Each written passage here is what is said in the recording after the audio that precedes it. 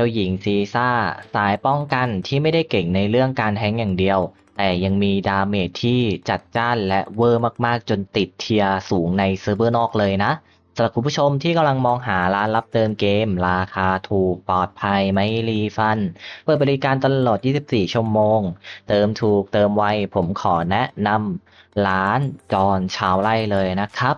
ในวันนี้ผมก็จะมาแนะนำเจ้าหญิงซีซ่า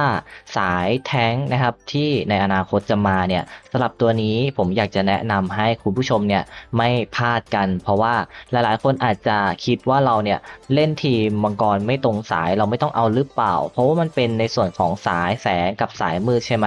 อย่างตัวเนี้ยถึงคุณผู้ชมจะไม่ได้เล่นตัวสายแสงหรือสายมืดก็ตามเนี่ยผมก็ยังคงอยากจะบังคับว่าให้พยายามปั้นน้องเพราะว่าในเรื่องตัวแท้งเนี่ยน้องเก่งด้านนี้สุดๆแล้วนอกจากนี้น้องยังมีดาเมจที่ไม่ควรไม่สมที่จะเป็นแท้งเลยอ่ะที่จะสร้างดาเมจได้ถึงขนาดนั้นในตัวน้องจะเป็นยังไงเดี๋ยวเราลองดูสกิลเบื้องต้นกันเลยดีกว่านะคุณผู้ชม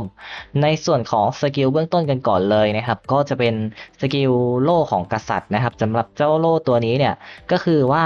มันจะได้รับในส่วนของโล่พิทักษ์นะครับ1สแต็กเนาะทุกครั้งที่มันบล็อกกระสุนได้มันจะได้รับโล่พิทักษ์เนี่ยอยู่ที่1สแต็กนะครับและในส่วนของโล่พิทักษ์เนี่ยมันจะมีการเพิ่มนะครับประสิทธิภาพของโล่พิทักษ์เนี่ยได้รับในการป้องกันกายภาพ 2.5% และก็ป้องกันเวทเนี่ย 2.5% นะครับสามารถที่จะสแต็กนะครับได้30ชั้นและก็จะไม่หายไปจนกว่าจะสิ้นสุดการต่อสู้สำหรับเจ้าการสะสมสแต็กเจ้าตัวนี้ดังนั้นไอสกิลนี้ให้พูดง่ายๆว่าถ้าเจ้าตัวซีซ่าเนี่ยมันบล็อกได้ไอสแต็กเจ้าตัวเนี้ยมันก็จะเต็มไวนะครับคือถ้าบล็อกได้2ทีก็ได้2สแต็กถ้าบล็อกได้3ทีก็จะได้รับ3สแต็กจนไปตันอยู่ที่30ได้ในส่วนของป้องกันกายอยู่ที่ 2.5 ถ้าสะสม30เนี่ยก็จะได้ป้องกันกายอยู่ที่ 75% นะครับแล้วก็จะได้ป้องกันเวทเนี่ยอยู่ที่ 75% ทีนี้ถ้าให้เปรียบเทียบว่าถ้าเราเล่นไปแล้วไปเจอทีมกายไอ้ป้องกันเวทมันสูญเปล่าหรือเปล่ามันไม่สูญเปล่านะครับไอ้ตัวนี้ป้องกันเนี่ยต้องเยอะและไอ้สำคัญของมันนั้นคือป้องกันเวทและป้องกันกายของมันนั้นอ่ะจะต้องมีสูงถ้าอยากจะเคาน์เตอร์ให้เขาตายโดยหมดทีมในสกิลครั้งเดียวเนี่ยมันจะต้องมีในส่วนของตัวป้องกันกายและป้องกันเวทเยอะๆนั่นเองนะคุณผู้ชมและในส่วนของการปลดดาวระดับที่2เนี่ยก็คือว่าในการที่เราเนี่ยบล็อกกระสุนทุกๆ10นัดนะครับมันจะมีการได้รับพรนะครับแบบสุ่มซึ่งไอ้ตรงเนี้ยถ้าเราบล็อกได้10ครั้งปุ๊บพรเนี่ยมันจะบัฟให้เราเลยอะว่าเป็นได้ป้องกันเวทป้องกันเพิ่มขึ้นหรือจะเป็นในส่วนของการเพิ่มโจมตีเพิ่มการบล็อกอะไรแบบเนี้ยคือมันรวมบัฟทุกตัวนะครับแต่มันจะสุ่มเอาในสแต็กตรงนี้เนี่ยก็ค่อนข้างง่ายเพราะว่าซีซ่าเนี่ยน่าจะบล็อกติดได้ง่ายอยู่แล้วนั่นเองนะคุณผู้ชมดังนั้นนะครับสกิลตอนปลดดาวเลเวล2ก็จะเป็นประมาณนี้แล้วก็ปลดดาวเลเวล3นะครับมันจะเพิ่มในส่วนของพลังป้องกันเนี่ยของเรานะครับอยู่ที่ 15% นะเป็นพลังป้องกันเวทมนต์เนาะหรือก็คือป้องกันเวท 15% แล้วก็จะมีในส่วนของพลังชีวิตเนี่ยเพิ่ม 5% นะครับสำหรับเลเวล3สำหรับในส่วนของเลเวล4เนี่ยมันก็จะเป็นการมอบภูมิคุ้มกันนะครับความเสียหายเพิ่มเติมแก่ผู้ใช้เนี่ยเป็นระยะเวลา6วินาทีเมื่อใช้งานเมื่อใดก็ตามนะครับที่ผู้ใช้เนี่ยได้รับบัฟนะครับพวกเขาจะได้รับโล่ป้องกัน 15% มันจะมีการเพิ่มโล่ป้องกันนะครับเป็นโล่ป้องกันนะไม่เกี่ยวกับโล่ผู้พิทักษ์นะครับเป็นโล่ป้องกันเนี่ยเท่ากับพลังชีวิตนะครับสูงสุด 15% นั่นเองก็คือว่าเป็นโล่คล้ายๆกับตัวของชิงหลงนั่นแหละซึ่งจะให้ตัวมันนะครับเวลามันได้รับพรมันก็จะได้รับโล่จากตัวนี้นั่นเองเป็นระยะเวลา7วิและโล่ตัวนี้เนี่ยมันสามารถซ้อนทับได้สูงสุดเนี่ย3ชั้นนะครับใน7วินาทีนั่นเองเนาะคุณผู้ชมดังนั้นนะครับมันจะเป็นประมาณนี้สำหรับสกิลนี้สำหรับสกิล7ดาวหรือดาวตันของมันนะครับก็คือการสร้างเกาะอัตโนมัตินะครับเมื่อศัตรูใช้สกิลอัลติเมทเป็นครั้งแรกก็คือว่าไอ้สกิลป้องกันการเดียนเนี่ยมันจะมีการสร้างขึ้นมาให้คุณผู้ชมทันทีในฝั่งเขาเนี่ยที่เขามีการเริ่มใช้สกิลในครั้งแรกเราก็จะได้รับโล่ป้องกันก่อนเลยนะครับเป็นครั้งแรกในการใช้นั่นเองโดยที่ไม่ต้องกดสกิลโดยไม่ต้องทำอะไรกับมันเองเนาะดังนั้นนี่นะครับก็คือสกิลเบื้องต้นของมันแค่ตรงนี้ผมก็มองว่าโหดแล้วนะ แล้วในส่วนของสกิลอัลติเมทของมันนะครับจากที่ผมดูเซิร์ฟเวอร์จีนและตอนเนี้ยผมเองก็สิงอยู่ในตัวอินของเซิร์ฟเวอร์จีนนะครับพยายามหาข้อมูลเนี่ยให้ข้อมูลเป็นเสียงเดียวกันว่าซีซ่าเนี่ยมันเป็นตัวแทงก็จริงแต่ในเรื่องดาเมจของมันนั้นดันจัดจ้านไม่สมควรจะเป็นตัวแทงเอาซะเลยก็คือในส่วนของสกิลของมันนะครับจะเป็นการสร้างดาเมจทางกายภาพนะครับอยู่ที่620%นะครับของพลังโจมตีผู้ใช้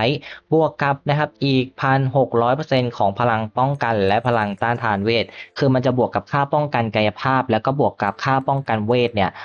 1,600% แล้วทำการสวนไปแบบเป็นรูปใบพัดนะครับในรัศมีรูปใบพัดเนี่ยจากนั้นนะครับจะสร้างบาเรียป้องกันด้านหน้าผู้ใช้นะครับเป็นระยะเวลา5วินาทีและไอบาเรียเนี่ยสามารถที่จะป้องกันกระสุนอะไรก็ได้นะครับ20นัดบาเรียแตกก็จะถือว่าถึงขีดจำกัดการป้องกันสูงสุดแล้วนั่นเองเมื่อบาเรียแตกนะครับค่าใช้จ่ายสกิลอัลติเมทครั้งต่อไปของศัตรูเนี่ยจะเพิ่มขึ้น1นั่นหมายความว่าศัตรูทุกตัวเนี่ยเขาจะโดนเพิ่มในส่วนของค่าเกรดสกิลนะครับหรือถ้าให้พูดง่ายๆเลยก็คือว่าเมื่อเราใช้สกิลเจ้าตัวเนี้ยในการบล็อกอะไรจบแล้วหรือมันหายไปแล้วเนี่ยในฝั่งศัตรูเนี่ยจะมีการใช้สกิลครั้งต่อไปจะต้องใช้ค่าโกรธนะครับหรือก็คือค่าอันติเนี่ยเพิ่มขึ้น1แต้มนั่นเองนะครับถือว่าเยอะมากนะมันเป็นอะไรที่แบบกวนปั่นป่วนมากนี่นะครับสกิลอัลติเมทมันก็จะเป็นประมาณนี้เลยก็คือว่าสร้างดาเมจได้แบบเป็นวงกว้างนะครับด้านหน้าตัวเองเนี่ย620%ยังไม่จบแค่นั้นบวกไปอีกในส่วนของค่าป้องกันกายและก็ค่าป้องกันเวทเนี่ยอีกทั้งหมด 1,600% นั่นหมายความว่าพอมันกดสกิลนี้ปุ๊บมันสวนตอนที่มีในส่วนของเจ้าตัวสแต็กโล่เนี่ยครบ30สแต็กแล้วมันจะเจ็บๆกันเลยนะครับอาจจะหายกันแบบวับเลยอะไรประมาณนั้นแล้วในระหว่างเนี้ยมันจะมีการสร้างในส่วนของตัวโล่บาเรียนะครับด้านหน้าเนี่ยเพื่อคุ้มกันดาเมจนักยิงซึ่งเอาไปแก้ทางตัวอีฟริตเอาไปแก้ทางนักยิงอะไรก็ได้นะครับบอกเลยว่าในจังหวะที่อีฟริตกำลังไล่อย่างเงี้ยเรากดโล่ตัวเนี้ยมันจะไล่ผลกับทีมเราเลยเพราะว่ามันจะปล่อยมาโดนที่ด้านหน้าโล่เราหมดอะไรประมาณนั้นเองเนาะหลังจากนั้นทีมเขาก็จะใช้อันตินะครับที่ค่อนข้างกินค่าอันติเมทเนี่ยค่อนข้างเยอะละเพิ่มมาบวก1จุดเลยนั่นเองคุณผู้ชมและก็ในส่วนของสกิลต่อมานะครับแผ่นดินไหวเนี่ยสำหรับสกิลนี้มีคูลดาวน์อยู่ที่13วินาทีนะครับก็คือมันจะทำการฟาดโล่ลงพื้นสร้างความเสียหายเท่ากับกายภาพเนี่ย520%ของพลังโจมตีผู้ใช้บวกกับ800%นะครับของพลังป้องกันไกลและก็ป้องกันเวทของผู้ใช้หรือก็คือของตัวมันเองอีกนั่นเองนะครับแก่ศัตรูนะครับในพื้นที่วงกลมขนาดใหญ่สกิลนี้สามารถกระตุ้นเอฟเฟกต์ลงโทษซึ่งจะทำให้เป้าหมายเนี่ยติดสถานะนะครับสตันนั่นเองคุณผู้ชมซึ่งไอ้ตรงนี้นะครับเป็นอะไรที่โหดอีกแล้วก็คือว่าสามารถที่จะสร้างดาเมจได้และปกติตัวอื่นๆอย่างพวกชิงหลงก็อยู่ที่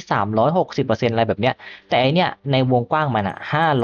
520%บวกกับอีก800%ของค่าป้องกันหมายความว่าโคตรแรงนะครับและในส่วนต่อมาในระยะวงนั้นที่มันมีคนอยู่เนี่ยมันจะมีการติดเอฟเฟกต์ลงโทษได้ด้วยก็คือเขาจะสตันเนี่ยเป็นระยะเวลา3วิสำหรับสกิลนี้นั่นเองคุณผู้ชมและในส่วนของสกิลต่อมานะครับเป็นสกิลเสียงสะท้อนที่ไม่อ่อนข้อสำหรับสกิลนี้จะเป็นทักษะลับเมื่อได้รับความเสียหายร้ายแรงนะครับเราเนี่ยจะได้รับภูมิคุ้มกันต่อความเสียหายนั้นและใช้ในส่วนของตัวการเดียนชายทั้งหมดและแต่ละสแต็กที่ใช้ไปนะครับจะมีการฟื้นฟูพลังชีวิตเนี่ย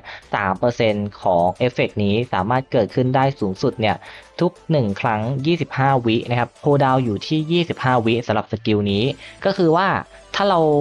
ทำการสะสมสแต็กเจ้าตัวเกาะไปได้แล้วเนี่ยครบ30ใช่ไหมแล้วเรานะครับไปโดนตีจนเกือบตายปุ๊บสกิลนี้เนี่ยมันจะสามารถป้องกันดาเมจครั้งนั้นได้นะครับป้องกันดาเมจครั้งนั้นได้เลยทันทีและสแต็กที่เรามีทั้งหมด30สแต็กจะโดนลดลงไปนะครับโดนลดลงไปหมดเลยนะจนต้องไปเริ่มนับ1ใหม่เก็บใหม่และมันจะมีการฟื้นฟูเลือดเนี่ยสแต็กหนึ่งอยู่ที่ 3% หมายความว่า30สแต็กนะครับมันจะฟื้นฟูในส่วนของ HP มันขึ้นมาได้เนี่ยอยู่ที่90%เหมือนเริ่มต้นชีวิตใหม่แล้วก็เก็บสแต็กใหม่พอเก็บสแต็กใหม่ยืนครบ25วิไอสกิลนี้ก็กลับมาใช้ได้เหมือนเดิมเข้าใจไหมเนี่ยเป็นสกิลวนลูปการตายอมตะของมันนะครับที่เซิร์ฟเวอร์นอกเอามันตายไม่ได้นะครับเซิร์ฟเวอร์นอกมันจะมีอยู่2แนวถ้าเราฆ่าตัวซีซ่าไม่ได้เนี่ยมันจะโดนซีซ่าสวน ตอนที่มีในส่วนของค่าเกาะเนี่ย30สแต็กแล้วโดนสวนเป็นลูกใบพัดอาจจะตายทั้งทีมแต่ทีนี้ถึงเราจะฆ่ามันได้มันก็ยังดันฟื้นขึ้นมาได้ใหม่และพอมันฟื้นขึ้นมาปุ๊บมันก็สามารถเก็บสแต็กสะสมได้เหมือนเดิมครบ25วิเอามันไม่ตายนะครับมันก็จะสามารถฟื้นขึ้นมาได้ใหม่เข้าใจปะเนี่ยนะครับมันเป็นอะไรที่แบบโกงมากนะสำหรับเจ้าตัวซีซ่าคือแบบดาเมจแรงแล้วก็เป็นอมตะตายยากแบบโคตรเลยนั่นเองคุณผู้ชมและในส่วนของสกิลอันสุดท้ายของมันนะครับก็จะเป็นสกิลได้รับกำลังใจจากผู้ติดตามสำหรับสกิลนี้นะครับมีคูลดาวน์อยู่ที่17วินาทีก็คือว่าโจมตีโล่เนี่ยจะมีการมอบโล่ให้กับหน่วยพันธมิตรนะครับที่อยู่แนวเส้นตรงด้านหลังของผู้ใช้โดยโล่เนี่ยจะมีค่าเท่ากับพลังวิญญาณแห่งโลกและก็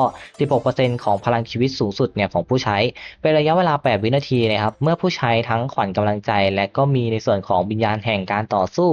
พวกเขานะครับจะได้รับสู่สถานะสง่างามขณะในสถานะสง่างามเนี่ยโล่ที่ได้รับนะครับจากสกิลนี้จะเพิ่มขึ้นไปอีกนะครับเป็น2เท่าและยังใช้ในส่วนของการได้รับบัฟเนี่ยป้องกันเวทมนต์เนี่ยเพิ่มเติมได้อีกด้วยนะครับก็คือว่าในบัฟเจ้าตัวนี้เนี่ยมันจะเป็นบัฟที่เอาไว้สำหรับการมอบโล่นะครับให้กับทีมเราในแถวนะครับเส้นตรงที่อยู่ด้านหลังของเราเข้าใจไหมซีซ่ายืนหน้าใครที่อยู่หลังซีซ่าจะได้รับเจ้าตัวโล่ป้องกันเท่ากับค่าวิญญาณแห่งโลกนี้น่าจะเป็นป้องกันเวทแล้วก็ป้องกันเวทมนต์รวมๆกันบวกกับค่าพลังชีวิตสูงสุดเนี่ยของซีซ่าอะไรประมาณนั้นเนาะและในระหว่างเนี้ยถ้าตัวของซีซ่ามันมีบัฟพรอะไรแบบเนี้ยมันจะมีการได้รับโล่ตัวเนี้ยเป็น2เท่านะก็คือทั้งเพื่อนทั้งเราเลยจะได้รับจาก 16% เนี่ยเป็น 32%และก็ยังไม่พอจะมีการมอบบัฟในส่วนของการเพิ่มป้องกันเนี่ยอยู่ที่ 35% เป็นระยะเวลา8วิด้วยนะครับเป็นการป้องกันทางเวทมนต์อะไรแบบนี้นั่นเองนะคุณผู้ชมนี่นะครับก็คือความเก่งของตัวซีซ่านั่นเองคุณผู้ชมในเซิร์ฟเวอร์นอกผมเห็นแล้วว่าเขาจะเน้นใส่เป็นเซตอะไรนะครับก็คือว่าเขาจะใส่ในส่วนของเซตอุปกรณ์เนี่ยเป็นป้องกันเวทกับป้องกันกายภาพเนี่ยทั้ง2เซตนี้นะครับใส่แบบอย่างละ2อันนะครับแล้วก็อะไรที่ได้ป้องกันเวทป้องกันกายเยอะๆเนี่ยเขาจะใส่หมดเลยดังนั้นนะครับในตรงนี้เนี่ยตัวมันเล่นง่ายมากแค่หาป้องกันไว้ให้เยอะๆมันยืนได้ถึกได้นะครับในการเคาน์เตอร์สวนทีนึงในค่าป้องกันเยอะๆก็สามารถที่จะสร้างดาเมจได้แบบมหาศาลเลยสำหรับตัวซีซ่าดังนั้นนะครับก็จะเป็นประมาณนี้สำหรับตัวซีซ่าเนาะก็สำหรับคลิปนี้นะครับก็คงไม่ได้มีอะไรไปมากกว่านี้แล้วแค่มาแนะนำในส่วนของตัวซีซ่าที่เซิร์ฟเวอร์นอกหรือจะเป็นเซิร์ฟเวอร์ไหนๆไม่ว่าจะเป็นจีนไต้หวันเนี่ยเขาก็ยกให้เลยว่าเทียร์นี้เป็นตัวแท้งเทียร์ระดับสูงที่มีความตายยากเป็นอมตะและแถมยังสามารถเคาน์เตอร์สร้างดาเมจไม่สมฐานะแท้งเลยนะครับมันแบบว่าควรจะเป็นสายดาเมจที่ครบครันในเรื่องความถึกด้วยอะไรแบบนั้นนั่นเองเนาะก็สำหรับคลิปนี้นะครับก็คงจะไม่มีอะไรแล้วก็คงจะต้องขอตัวลาคุณผู้ชมไปก่อนแล้วนะครับสวัสดีครับ